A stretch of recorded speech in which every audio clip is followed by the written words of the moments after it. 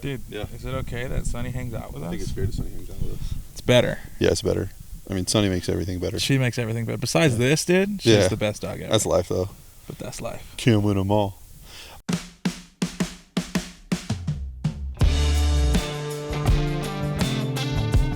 Hey, what's up, everybody? Welcome back. Episode 6, month of November, 2024. Here we go. 2025 is right around the corner.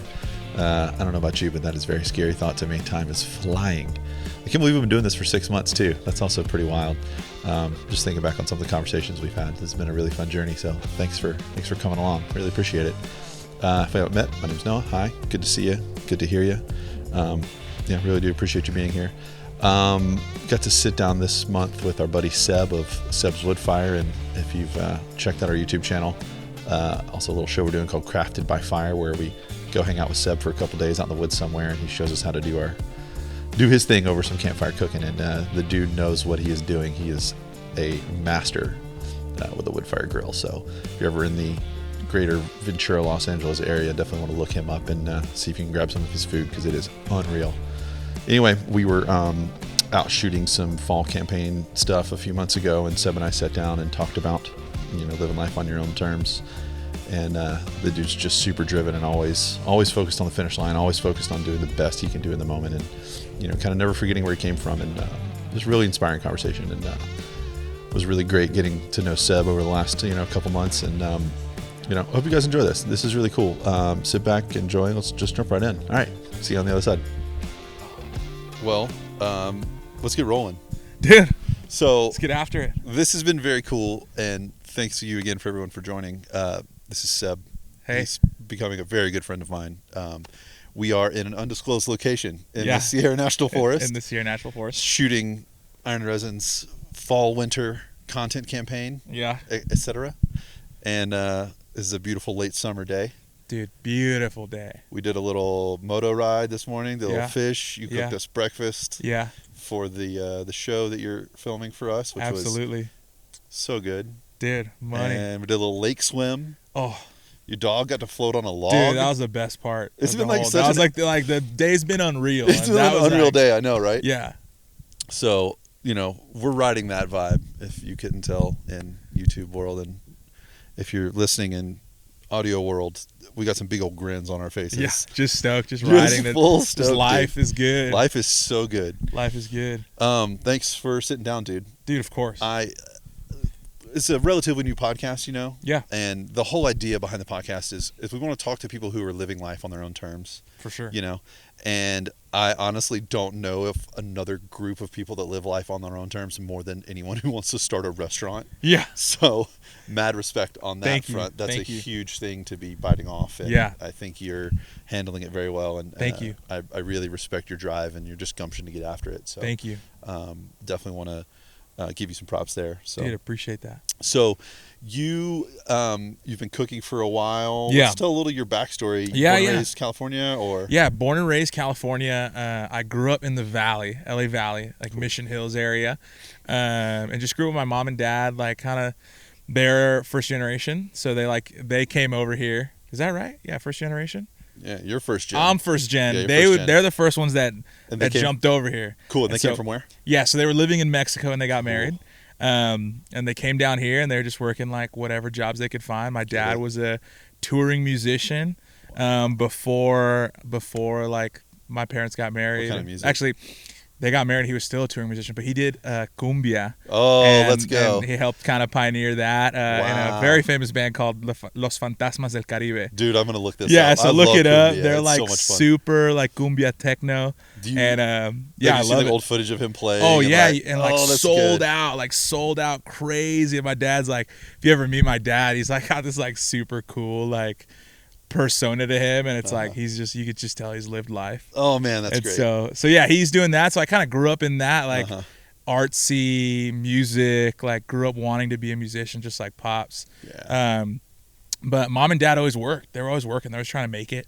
And I just remember growing up, there was like, hey, we're doing this so you can have the freedom to like create whatever you want to create for your future. Sure. And so I went through a lot of phases. Like, I wanted to be a musician. I wanted to be a sound engineer. I thought maybe I'd go to Berkeley College of Music in Boston, just like run that up.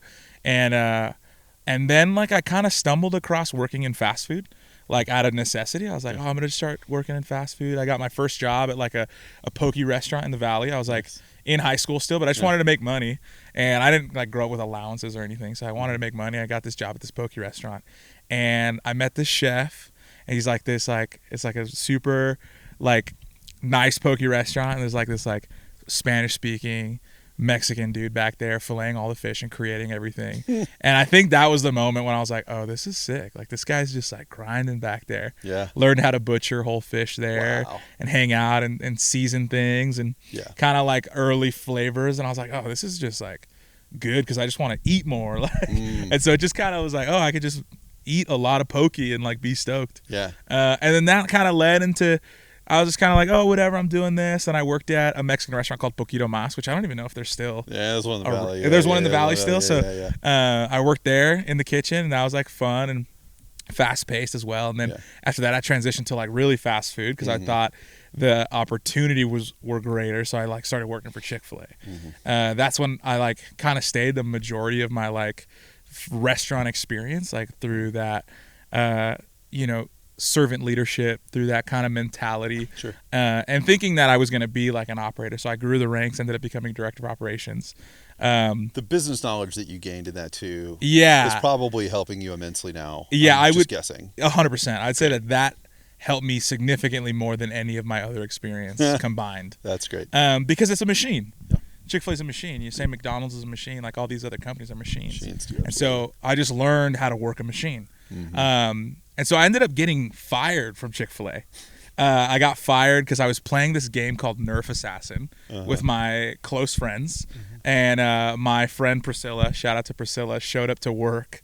I'm in my like uniform, director of operations uniform, like super professional, name tag, businessman. And she comes with this Nerf gun and a ghillie suit to my store. Right. And I'm like, I see this like bush rustling. I'm like, what is that? My friend Priscilla jumps out, starts chasing me, and all reality. I was now getting hunted. So I just like abandoned work. I just sprinted out into the parking lot, sprinting, just like dodging through cars, jumping. And then the next day I showed up, and because of my unprofessionalism, I was let go. And boo. It was sad, but I was like also like, yeah. I mean, like, I understand. Totally. It gave you the opportunity to get on this new course too. Exactly. And so then I had this like kind of like, I was going to do my own thing anyway. Like it's better for me that I got like let go because now I don't have a choice. Yeah, totally. And so, so I just was like, all right, where do I go first? How old were you when this happened? I was 20. Mason, do you even remember how old I was? 20? It was before I got married. Yeah. I remember because I got terminated right before I got married. Oh, terrible. So like my wife Kelly, the angel that she is, was like, man. What are we gonna do? Like we have no money, and so I just like abandoned ship. The dragon is in front of you at that point, dude. Exactly. You have no choice but to just plow. Plow. And so that's cool. That was like the moment where I was like, okay, well then I'm gonna start cooking. Like this is kind of what I have the most experience in. Yeah. And so I took the next 3 years to just like work in restaurants that I liked the food at. Great. Because I was like, oh, what I'm lacking is like this flavor. Like I don't know how to cook. I know how to work the machine. You learn the machine in. Exactly. Like I learned the machine, but I need to learn how to like cook, like how to get anything from the fridge and just like whip something up. Yeah. And that was super interesting, and like the art behind it, like again, because of my background in music, it was like, oh, this is cool. Like I could, make this completely different from the cookbook and it still tastes delicious. Totally. Right. And so I took the next 3 years to work in restaurants, and then after that, the current restaurant that I was at was the Baker's Daughter. We were doing sourdough bread in Simi Valley. Shout out. They're great. Cool. And they closed down for remodel. They wanted a full remodel. They closed down for 6 months, and they were like, hey, we're just like a small business. We like can't afford to pay you guys. And that was when it really lit up, and I was like, okay. I looked at my wife Kelly, and I was like, we're gonna buy an oven. Like we're gonna buy a wood fire oven. That was it. That was that moment. I was like, I'm doing Seb's. I'm doing my own thing. Like I've spent the last 3 years. I spent the 5 years before Caterpillar that has been in the cocoon. Right. And I was like, to be a butterfly. And I was like, it's time. Let's buy an oven. Yeah. And then she goes, we don't have any money for an oven. And I go, you're right. Let's figure this out. And so I'm, it was a couple months of just like jobless, like just looking for this way in. Yeah. And then we came across an oven maker in Oxnard, Forno Stanzia, who does like just like traditional Italian ovens out of Oxnard. Cool. And we show up, and I was like, I like had been ready to put a down payment on a big massive $20,000 oven on a trailer, and I show up, and he ends up having a used trailer that someone returned in like a wonky color. He's like, the color's kind of off. I'll give it to you half price. Yeah. And I was like, let's go. The truck's already back. Yeah, I was like, let's go, let's do this thing. Cool. So I buy the oven that day, cash. We're just like, let's run it. We run it, and then I like use it for one catering event. And then I go, I got to change the color. So then I took it back to the guy, and I was like, dude, I'll give you an extra $1,500 if you just make it beige. He's like, I got you, boss. Done. And you're still under buying a new oven. Yeah, and it was still under buying a new oven. So like now we got this beige oven, matches the aesthetic that I had anticipated. Yeah. And that was the start of Seb's. That was the start. And the name really wasn't like, oh, we're gonna name it Seb's. It was like, I was just talking to Kelly, my wife, and we were just chatting about like, oh, what do we call it? Yeah. And she's like, we just want it to feel like they're coming to your house. Totally. Like, we just want it to feel like they're just coming to hang out. Yeah. And like when you go to your friend's house, you don't go like, oh, I'm going to the tavern by Noah. Right. They go, I'm going to Noah's house, right? Or I'm going to Sebastian, I'm going to Seb's, and so it kind of just happened. Cool. And then we ran with it. We're like, we love that. Yeah. Feels like a backyard barbecue, and like I'll be the Theo like on the grill on the oven that's gonna give you meat scraps if you ask nice. Totally. And then my wife runs the register in front of house, and she's gonna like welcome you with open arms. Yeah. Cool. And yeah, it's a blast. Dude, that's awesome. It's a really good time. There's so much to unpack from that story. I know. And like, you dove into the deep end quickly, which I'm very appreciative of. You glossed over a lot of things that I don't know if you realize you had to be very brave on. And maybe you did in the moment. I don't know. Yeah. Like, there's probably a lot of fear in those moments of like, been like, go, I'm getting married, or I got to buy this oven because of this bakery shut down, and I'm going to buy this oven, I'm going to do it. So there's a lot of fear, a lot of trepidation. Totally. And one of the questions I like to ask people is like, what do you do with that fear? Is the fear something that you're suppressing, or is the fear something that you're turning into fuel for your fire? Or can I say fuel for your wood fire? Yeah. You know what I'm saying? What does that look like for you? How are you handling that stress? Because that's a lot of stress at a young age. Right. That's a really good question. I think there's probably a level of not unpacking that fully for me. I think that like, because I'm an ambitious person, and because my mom and dad like were working all the time, there's this like even added pressure. And so I feel like realistically, I may not be processing that fear wisely. And the reality is I'm an action-based. Sure. Like, that's how I'm using it. It's through action. Yeah. Right. But there's moments where like I've gone, 4 events in a row, and I come home and I'm driving home and I'm just like bawling my eyes out. Just like tired, like didn't sleep well, had to prep everything by myself. Right. And like literally I'll just be like praying and just stuck. Just like, what am I doing? Why did I choose to do this? Like I could be working a 9 to 5. I could like clock out. I don't have to think about this. Yeah. And then I just kind of pick myself up. Yeah. I'll pray and just be like, okay, let's get it. Well, we got to push. Yeah. Yeah, you got to push. Exactly. You got to push. It's interesting that you say it that way. And after mentioning your parents, because, I don't think there's anything wrong with not unpacking the fear. I think maybe you, and like, correct me if I'm wrong, and like, it feels to me like you were like, I have one option, and my option is to drive. That's just like my parents did. I'm going. I can't think about this fear. I can't use it as fuel. I have no option but forward. 100%. That's cool. 100%. And even now, like, with like the growth we've gone, like partnering with you guys, like there's absolute fear. Like when I was texting Matthew or talking to you, even, I'm like, dude, this company is huge. Like, I'm not this big, and I'm gonna cook for them and make a show. Yeah. And then I go, let's go. Let's ride. Like, we gotta go. Like, and it really is a moment of like, I don't have a plan B. There's no plan B. Like, there's no other skill I have. Totally. There's no plan B. Like, there is only plan A, and plan A is owning a restaurant and becoming a restaurateur, and like, we're gonna push and we're gonna move forward scared. Yeah. That's really what it is. Yeah. It's just, we're gonna move forward scared. Yeah. That's very courageous of you, and it's it's kind of what we do as go-getters and as doers as we just face the fear and we just drive. Yeah. We slay the dragon. 100%. So transitioning a little away from the background, you and I out here have been having a lot of really fun conversations about food, and I've been holding back knowing that we were going to be filming this podcast. But the common strand that comes through a lot of it is that we've been talking about is like the joy in food and cooking and the culture around it and it bringing people together. Totally. And from what you've said to me, it comes from your family a lot. 100%. So maybe you can expound on that a little bit, like we were talking earlier about like in the show you talked about too, like your grandmother cooked a lot and 100%. A lot of like the smells and the tastes and the ideas come from your grandmother's kitchen. 100%. And having cookouts with your family every weekend. You know, then that has influenced you now. 100%. You know, like yeah. It's funny because I think that like in the industry, right, in the culinary industry, like you work for people to learn to cook. Yeah. And I went into it like I'm wanting to learn the technique, but I know what I want to cook. And I want to cook what made me feel loved and cherished and like appreciated when I was a kid. Yeah. Right. And if you haven't seen episode 1 of Crafted by Fire, I talk a little bit about my grandma taking care of us. She took care of us every summer. She'd fly in from Mexico.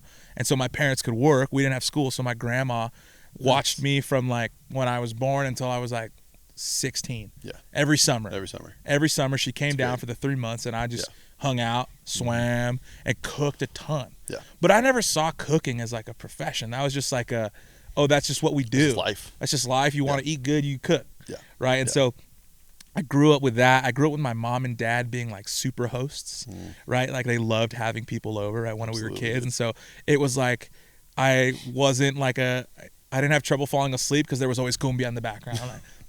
You know, like, totally. And there was always salsa playing and there was always like people drinking, having a good time at my house. And so you had to learn to adapt, right? You learn to fall asleep on the couch, wherever. You learn to find a quiet room if you can. Yeah. And I think that really shaped my business now, where it's like now I want to create this space where it's like, come hang out, come be a part of something. And like, it doesn't have to be some elaborate, insane meal. It's the meal that brings us together that gives us the elaborate, insane experience, right? Where we're just like, oh, we're having a great time. This is so fun. Yeah. You know, what was your, like, if you're looking back on your younger days and you're using that as inspiration now, like what are those moments that stand out to you that like you think about when stuff's hard or when you're thinking of some new flavors or whatever, you're developing something new. Like what was that inspiration from your early days? 100%. I hear my grandma a lot. Because I think that we as humans, right, like and as chefs, I think I speak for a lot of chefs, like we want to do everything so that the meal is an experience. We want to do like all the spices, we want to do all the techniques, we want to make everything the best and the most perfect experience for the guest. Sure. And I just remember anytime and you can get stuck in that headspace really when you're creating dishes and trying to find where you're going. I just hear my grandma going like salt, pepper, olive oil, and love, and like we're just gonna do it. We're just gonna run it. Yeah. And so like I just remember like everything we cooked, like sopa de fideo, chilaquiles, taquitos, like whatever my grandma made, it was simple. It wasn't much. Like you know, like you know, a fun memory was like we were doing just like braised pork, right? Chicken tinga. You know, it's chicken tinga, pork tinga. There's a lot of things, right? We're doing braised, and I remember like we're squeezing the orange juice in. And then she's like, just throw the peel in. I was like, ew, that's gross. Throws the peel in next morning. You know, we let it braise. We tried. I'm like, this is unbelievable. Yeah. Like, you're right. Yeah. I was like, all right, Grandma, all right. Yeah, you know, but it's like, it's that level of like, let's just use the ingredient to its fullest. Right. And let's be simple with it. Was she like my grandmother where like there was never a measuring cup used? It was just like she just kind of knew. Yeah. And like, it was always like hyper adjustments. It wasn't even like, oh, I'm perfect the first go. It was like, let's put in, we'll try it, and we'll go from there. And so I kind of learned that at a young age of like, oh, let's just put this amount of salt in. Sure. Let's try it. And if we need more, we need more. Right. You know, it was never like, oh, exactly this, exactly that. Cool thing to learn early on, right? And so it was cool to learn that early on. And I just kind of thought that's how we cooked. Yeah. Until I got into restaurants and they're like, that's the recipe book. And I was like, what? Huh? A recipe book? Yeah. You know? And now it's a really valuable tool, the recipe book. Sure. Right. And starting a business is a very valuable system. Sure. And I understand it. Right. But, but yeah, I definitely grew up and like a lot of my inspiration, a lot of when I'm creating, it's like I eyeball it. Yeah. And then I'll taste it. And I'm like, okay, that was delicious. Yeah. Then I go back, eyeball it again, but I like weigh my ingredients as I'm going. Yeah. And then whatever's left from after what I used, that's how I get my Sounds recipe. Delicious. Yeah. I'm in. It's money. I know you got some big plans going forward, and I don't want to spoil too much, but you're making some moves, which is pretty incredible. Do you find yourself in that same place of, because I don't know if I'm spoiling anything here, but I've heard whispers of a brick and mortar. Right. Yeah. That's a big. And so we're in talks. Yeah. But like as like in every industry, like you don't really know until you sign the paper. Sure. And you move in. Sure. So like I'm in talks, and I've been in talks, and I want to be in talks with like every space that will accommodate us. Sure. And so, but the goal is brick and mortar, and so absolutely moving in there, but it's all in talks until it happens. Are you finding that you're tackling those uncertainties and even anxieties with the same enthusiasm that you tackled them before, the same fear before, or do you feel like is it like a little more mature, like focus now, or? I would say it's on the mature focus side where I'm like, there's like a lot of things that I messed up the first time. Sure. That now I'm like, I'm not even scared, almost not even scared this time. Yeah. So I'm like, I already went from zero to something. Yeah. It's easier to go from something to something bigger, I feel. Totally. I guess it changes based on who you are and how you do it, but it feels easier to go bigger. And I think because restaurants and the machine, like Chick-fil-A that I worked at, is what I'm used to. Yeah. Like being in this pop-up catering space is a lot scarier because there's a lot more variables. There's a lot more differences that I don't know. Yeah. I don't know yet, Yeah, totally. Professionally, like, are you like mentorship? Is that a thing, or like who are you getting inspiration from professionally? Getting advice from? Do you have a crew around you? Yeah. I kind of have a couple different people that I look to, and then of course all my like line cook buddies that I like. They're like they're the big OGs. Like totally. I text my homie Jordan Santa Maria and my homie Colin like every week, like, hey, what's hot at the farmer's market? Sure. What should I cook? Dude, inside track. Inside track, and that's the blood of the kitchen anyway. And that's what it is. Yeah. And then in terms of systems and growing that, one of my close friends is a franchisee for Jersey Mike's. Oh, cool. And so they've built that. Yeah. They have like 25 stores. And so they're like a big mentor on the business side. Yeah. And then I have my friends, and then Joel from Frontside Cafe in Ventura, shout out. Dude, love that place. Yeah, for sure. Joel's a homie. And so I'll call him every once in a while. I'm just like, dude, I'm stressed. What do I do? Yeah. And he's always like, it's a job, dude. It's just a job. It's a job. Like, you think the carpenter's happier than you? Like, it's a job. And that's just a really good reminder. It like, is a good reminder. It's a job. Like, it's a job. Like at the end of the day, it's a job, And so those are my mentors right now. And of course, like my dad and my wife's dad and a couple pastor friends of mine are like really close and like helping me make decisions. And, dude, you can't do this without a support system. Yeah. There's no way. There's no way. Yeah. That's cool. So, and that family that you have as it grows, that feel that you have there, I feel like overflows into your food and your cooking and how you make your menus, and like, thank you. Which is incredible, because you're absolutely right. Eating wherever you're cooking feels like coming to the house. That's the plan. You know what I mean? Feels like you're all there to have a good time and blow off some steam and like meet some people, and and it's so good, dude. Yeah, come on, so good. Glad you like it, bro. Yeah, for the day and a half we've been shooting, I've probably gained a few. That's how my grandma would have wanted it. Yeah, dude. That's how my grandma would have wanted it. For sure. I realized. Eat. Yeah. Yeah, and there's always talking. I think that's what it was too. Like grandma always wants you to sit and eat. She wants to sit there with you. Totally, dude. And like, hey, how was school? Yeah. What's this? How's this? Yeah. And she knew that she could get you if she had some chilaquiles. I'm like, totally, like dude. Scarfing down. She knew she could get me seated if there was food in front of me. Slow down just enough. Yeah, exactly. It's like you were telling us earlier, like you weren't allowed to go anywhere on the weekends because your parents were. Yeah, it was like, you can't go anywhere, but your friends could come here. Like that was it. Yeah, I was like, Mom, I want to go to my friend's house. Like this, Dad's like, we're having this thing. You gotta be here. Yeah. So they gotta come. They gotta come here. And I'm like, okay. And so I'll go out, I'll pitch it, and they're like, free food? All right, let's go. Yeah. And then we come back, and it was always a good time. Dude, that sounds fantastic. Yeah. I'm in. Yeah. If, I I try to do a lightning round in every one of these. Yeah. And I haven't had time to think of any questions for you. So this is a lightning round for you and for me. Okay, let's do it. So I'm gonna blast some questions your way, and we're gonna see how it feels. Let's see it. What was do you remember the first thing that you made from beginning to end, in like your young days as a chef, that was like, this is it, like I succeeded, I'm in? Yeah, there's a couple. Okay. Obviously, when I first started the business, there's one, but there was one really particular moment that I was like cooking. I just got married. Yeah. I was working at Frontside at the time. Yeah. I was cooking for my wife, and I was like really craving some pad thai. And I was like, you know what, dude? I'm gonna freestyle this. Like, I'm gonna and by freestyle I mean I'm gonna look up the ingredients, but I'm not gonna look at how much of what. Right. I'm gonna try to figure it out on my own. And to this day, Yeah. have not been able to recreate that pad thai. But that was like a moment where I was like, you know what? Like, you might have a career in this, guy. Totally. Like I'm comfortable. Yeah, right like now. I felt comfortable, and it felt good, and that was like, you'd ask Kelly, my wife, she'll say that was probably the best pad thai That's awesome. she's ever had, or Best I've pad ever. thai and a turning point. And a turning point. It was Yeah. like one of those things where it kind of like all like clicked. Yeah. With like leftover things in the fridge, and I was like, oh. Yeah.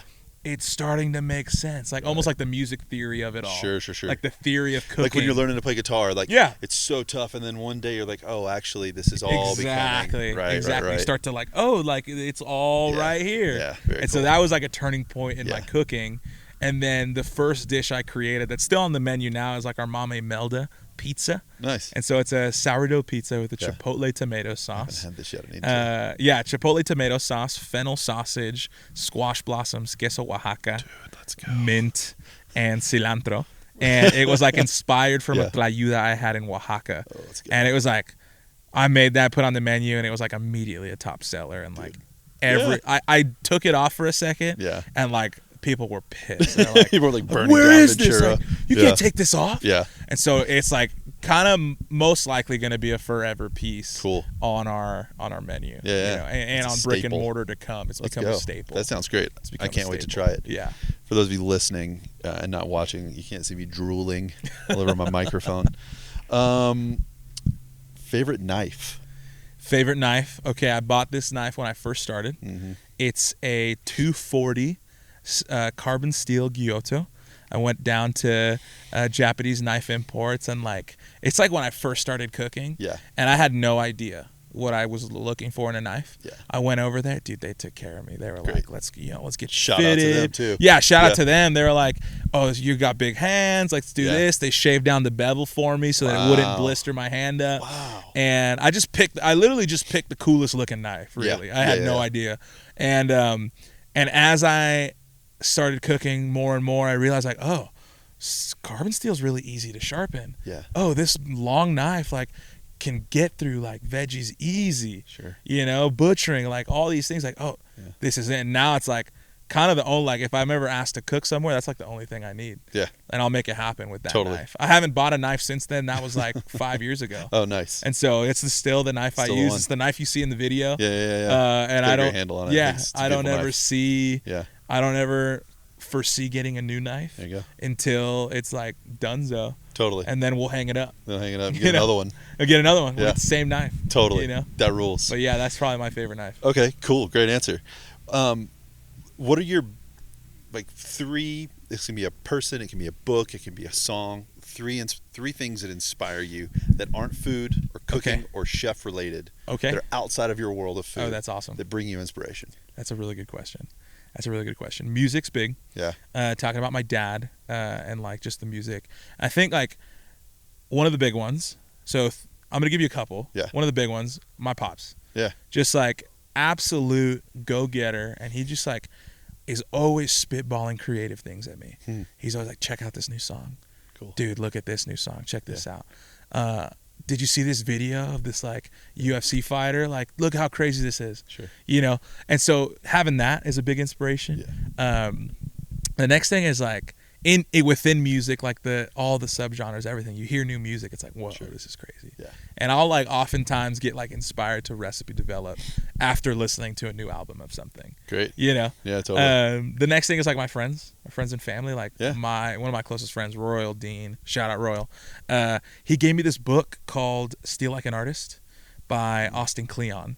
Cool. And that book is unbelievable. It just out. like isn't even about cooking, Yeah. but it just shows you like how to steal not the piece, but steal how the person came up with the piece, right? Yeah, Who dude. are his inspirations Wow. or her inspirations? Yeah. And then go to their inspirations and go, who are their inspirations, right? Standing on the shoulders of giants. Exactly. You just like got to look down the line, and that helped me a ton. It helps me a ton in my cooking, as well as just in life, like just meeting people and seeing, hey, who inspires you? Yeah. And then, or what, give me a book recommendation, then looking at the author and then looking at what their book recommendation would be, and kind of following the tree of recommendation. Yep. And then I'd say the last, well, it's not the last, it's kind of the first, but I think the biggest thing in my life, in my wife's life, in my community's life, is just the presence of God, like, and just the ability to know that like I'm saved and like forgiven for the life that I've chosen to live prior. Faith is important. Faith is important, and like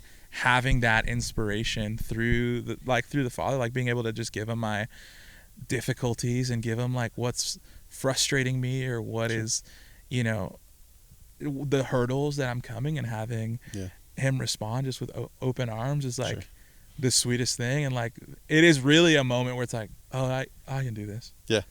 Cool. I can do this. Like, sounds like you get a couple moments in your life that you've definitely recognized that are like bring you a little recharge, a little refresh when things are getting tough. You might get a message from your dad that's, you're off to the races again, or you hear a song and you're like, oh, there it is. Exactly. A little quiet moment at church or whatever. Yeah, it's cool, man. Totally. That's great.